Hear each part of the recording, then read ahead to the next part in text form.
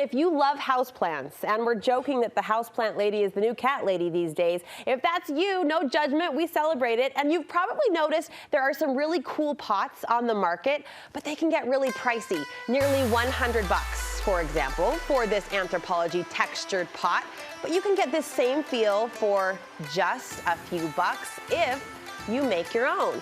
DIYer Sarah Merrill is knocking off high-end designer pots and getting an incredible high-end look using picnic supplies and plaster. Sarah, it's so great to see you. So good to see you. I was on the floor when you posted this first pot a couple of weeks back because it's amazing to look at, and it's even more amazing to know how you made it. What got your mind spinning toward pots? So, I mean, I just love houseplants. It's been like a recent love. Okay. But I swear, every cute pot that I see is like $40 to $100. Yes. And I was not about that because it adds up. Like, if you want more than 4 pots, I mean, you're looking at, do the math there. It's a huge budget blow. Yes. And so I found these pots at Target for $3. And they were just cheap plastic pots. And I thought, I could just glue stuff and add stuff. And I can make it look like it's expensive. Okay, now this is where we just hit the brakes because I've walked past those same $3 plastic pots, yes. and I just kept on walking. Sarah pauses and her brain starts to think, what could I do with those? Yes. Is plastic, though, a hard, tricky texture to work with?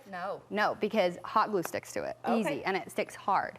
And then also you can use plaster and a bunch of other things. I mean, you can use ceramic. You could use any, like your typical ceramic pot, too. Yeah. These ones I just found for $3. And $3. So I was game. We'll take it. So all of these dupes that Yes. you've brought to the table today, to our studio, started from that $3 plastic pot. Yes, Okay, can we start with the spoons? Yes. You took the plastic pot, and then you thought, why not add some more plastic in the form of picnic spoons?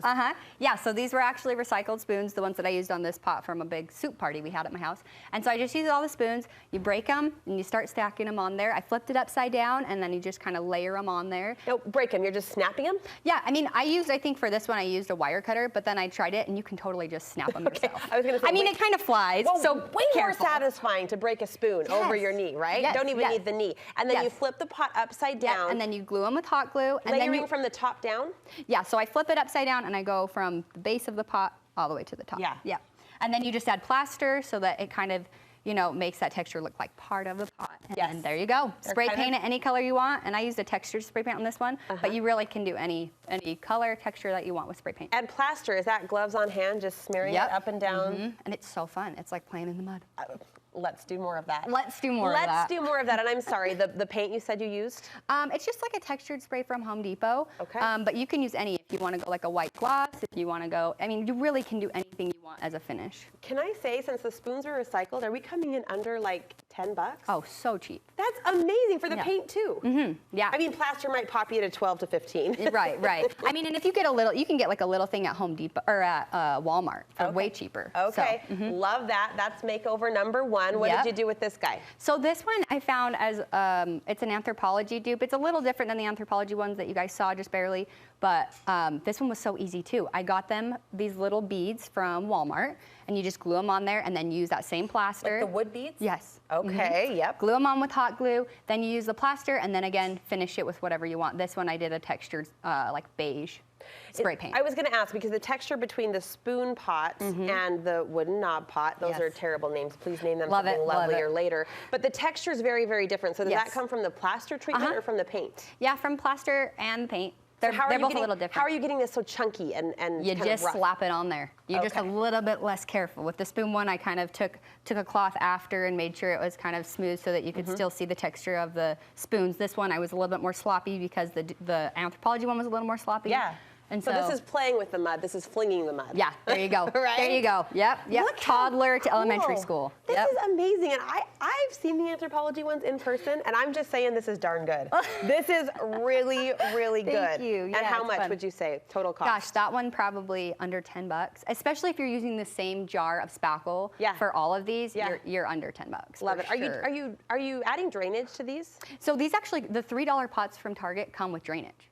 So it's like underneath. So you don't have to worry about that. All right, did you know your tablecloth matches your next pot? It's I know, a good isn't day. that cute? It's a good day. I mean, I don't know if it's too matchy, but here we are. It's darling. How did you do this guy? So this one's super easy, and you don't need any spackle or anything for this. I just took the back of a paintbrush and you dip it in some paint and just dab it. And then as you dab it, the dots get smaller and smaller, obviously, because there's less paint on the paintbrush. And then it kind of creates this Dalmatian look, which has kind of been a trend. So my kids would flip. They've rediscovered the old classics, Yes, the Disney classics, yes. which I'm thrilled about.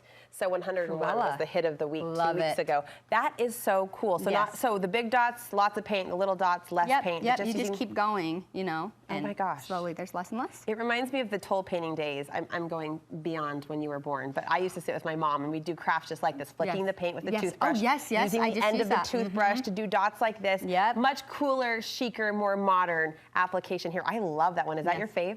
It's one of my faves, yeah. She's like, I don't love make it. me It goes in choose. my nursery. Oh, cute. So it's so cute. Yeah, it matches the rug. Your babe gets a fresh green plant? Yes. He's spoiled. His mom's Sarah Merrill or Oh, something. I don't know. All right, tell me about this final makeover. Okay, this one's fun too because it's just a cereal bowl that's like the cheap. Stop It's just a cereal bowl from Target. So they're both from Target. This is $1, this is $3. You just flip it upside down, glue it, put it on there, use a little bit of I think I used spackle. Yes, I used a little bit of spackle on this one just to hide the seam. Okay. And then you spray paint it.